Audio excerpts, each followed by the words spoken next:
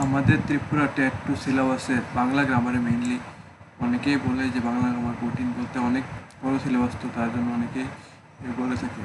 আর mainly অনেকে confusion থাকে যে কোনটা, মনে করেন একটা টপিক পড়েছে যেমন বর্ণ, বর্ণ থেকে এমন জায়গাতে কোশ্চেন করে যে অনেকে মনে হয় যে এটা আউট অফ সিলেবাস। বিশেষ করে 2000 এবার যে টেট হয়েছে তার মধ্যে অনেকটি কোশ্চেন লাগে, অনেকেরই লেগেছে যে আউট অফ সিলেবাস। আসলে এটা আউট অফ সিলেবাস ছিল না, যেটি ছিল সিলেবাসের মধ্যেই ছিল, কিন্তু টপিকটি এত ভিতর থেকে করেছে যেগুলি দেখতে মনে হয়েছে আউট অফ সিলেবাস।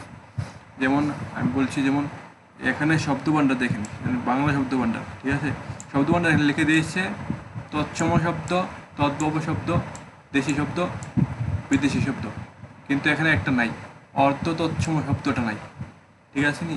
তো এটা যদি অর্থ দিয়ে দেয়, আবার দিয়ে দিয়েছে একটা, তো অর্থ তৎসম শব্দ অনেকে মনে করবে যে আউট অফ সিলেবাস। আসলে এখানে ফেস আছে একটা, যে এখানেও দেখেন একটা শব্দ লেখা আছে, তো এই শব্দের জন্য আমার শব্দের সব রকমের প্রকারভেদ এখানে পড়তে লাগবে। তো এটার মধ্যে আমার উৎসগত শব্দ পড়বে, এই শব্দের মধ্যে 3 রকমের গঠনগত, উৎসগত, আর আরটা আছে 3 রকমের শব্দ আছে। তো উৎসগতের মধ্যে এখানে 5 রকম 4 রকম দিয়ে দিল, এটার মধ্যে কিন্তু 5 রকমের শব্দ আছে। এই যেটা একটু ফেস লাগে অনেকের, যে এবার লেগেছে, অনেকের মনে করেছে অর্থদশ সময় আউট অফ সিলেবাস, কিন্তু আউট অফ সিলেবাস না, এই শব্দের মধ্যে পড়ে। তো এটি কনফিউশন অনেকে থাকে যে কীভাবে পড়তে লাগে বাংলা শব্দ, বাংলা গ্রামার, কোনটা আউট অফ সিলেবাস, কোনটা আউট অফ সিলেবাস না, কতটুকু পড়তাম।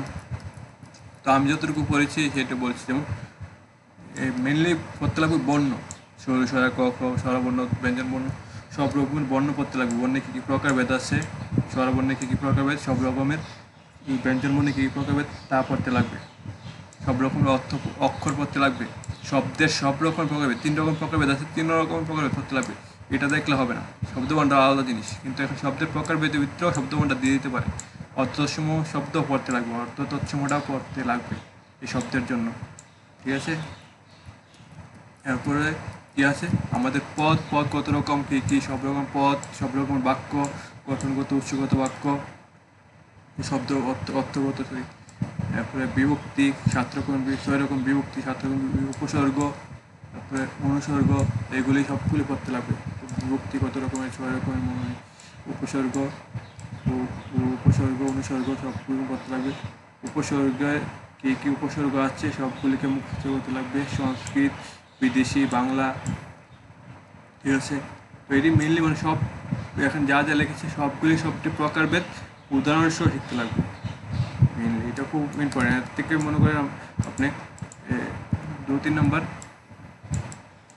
আসে পড়বে ত্রিপুরা ডেটে, এই শুধু এই লাইনটা থেকে 2 নম্বর তো থাকবে মেনলি। আর বেশি থাকতে পারে, বাংলা বেশি দিয়ে দিই। তারপর হলো বাংলা শব্দভাণ্ডার, তৎসম, তদ্ভব, দেশি, বিদেশি, এগুলি তো খুব কম, কিন্তু বিদেশি শব্দ অনেক রকম আছে, পর্তুগিজ, ফার্সি, পাঞ্জাবি, এর সব রকম শব্দ পড়তে লাগবে। তো এই এতগুলি শব্দ, বাংলা শব্দ তো প্রচুর, তো এতগুলি শব্দ মনে রাখবে কীভাবে, তার জন্য ট্রিক্স আছে, অনেকগুলি ট্রিক্স আছে। যেমন তৎসম শব্দ শেখার একটা ট্রিক্স আছে, যেমন দেরিকারযুক্ত, মদিনানুযুক্ত সব শব্দই, বিশেষ করে তৎসম শব্দ থাকে, মদিনানুযুক্ত শব্দ, পেটকার মদিনানুযুক্ত শব্দ, কিছু কিছু ট্রিক্স আছে, সেগুলি পড়লে তৎসম শব্দ শেখা যায়। বিসর্গযুক্ত শব্দ, সব রকম শব্দ এই তৎসম শব্দ পড়ে, চণ্ডমণ্ডযুক্ত শব্দ, এগুলি বিষয় আছে অনেকগুলি ট্রিক্স। তদ্ভব শব্দ, দেশি শব্দ মনে রাখার ট্রিক্স একটা লাইন আছে। আর বিদেশি শব্দ সব রকম, পর্তুগিজ, পাঞ্জাবি, ফার্সি, এগুলি শেখার ইউটিউবের মধ্যে অনেক ট্রিক্স থাকে, এগুলি দেখে শিখতে লাগবে। তারপরে কী আছে আমাদের বচন, বচন, এক বচন, বহু বচন, লিঙ্গ, পুংলিঙ্গ, স্ত্রীলিঙ্গ, পুল্লিঙ্গ, উভয়লিঙ্গ, 4 রকমের লিঙ্গ, এগুলি পড়তে লাগবে। লিঙ্গ পরিবর্তন আসতে পারে, শুধু লিঙ্গ লিখেছি তার মানে যে লিঙ্গ পরিবর্তন আসবে না এমন কথা নেই, লিঙ্গ পরিবর্তন দিয়ে দিতে পারে, বচন পরিবর্তন দিয়ে দিতে পারে। সন্ধি, সন্ধি ভিতরে আবার একটা দিয়ে দিচ্ছে ট্রিক্স করে, সন্ধি, সহসন্ধি, ব্যঞ্জন সন্ধি সবাই জানে, কিন্তু আর একটা সন্ধি নিপাতনে সিদ্ধ সন্ধি, ঠিক আছে, এটা অনেকে পড়ে না। নিপাতনে সিদ্ধ সন্ধি মানে কোনটা, নিপাতনে সিদ্ধ সন্ধি, যেটা কোনো নিয়ম মানে না, এটি নিপাতনে সিদ্ধ সন্ধি। তো এইগুলো একটা দিয়ে দিয়েছে এবার, কোনটা নিপাতনে সিদ্ধ সন্ধি, তো এটার জন্য পড়তে লাগবে।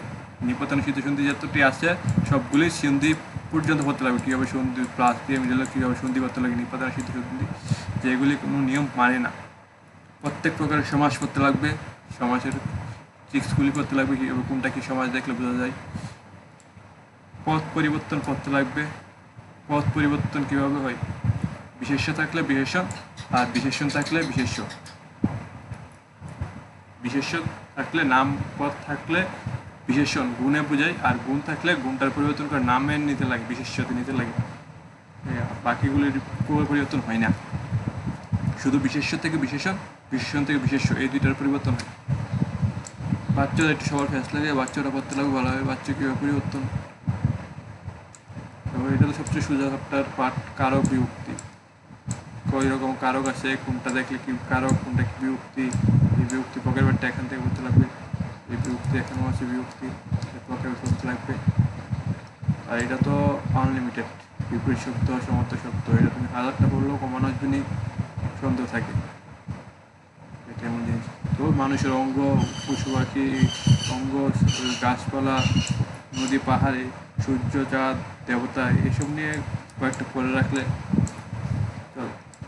আর অশুদ্ধি শুদ্ধ বানান বার করা সবচেয়ে মুশকিল বাংলার মধ্যে, তারও কয়েকটা ট্রিক্স আছে, যদি এগুলো সবগুলো ট্রিক্স করে নেন তো হয়ে যায়। মেনলি তো এইগুলি উপসর্গ, বিভক্তি, প্রত্যেকটা সহ এখানে যে প্রত্যেকটা জিনিসের প্রকারভেদ করতে লাগবে, যতগুলি আছে সবগুলি প্রকারভেদ জানতে লাগবে, কীভাবে পরিবর্তন করতে লাগে জানতে লাগবে,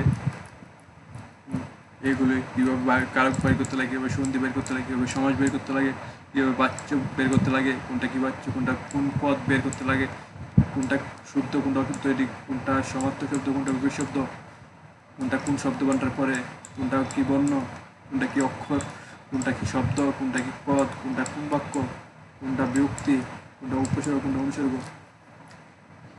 এগুলি জানতে লাগবে।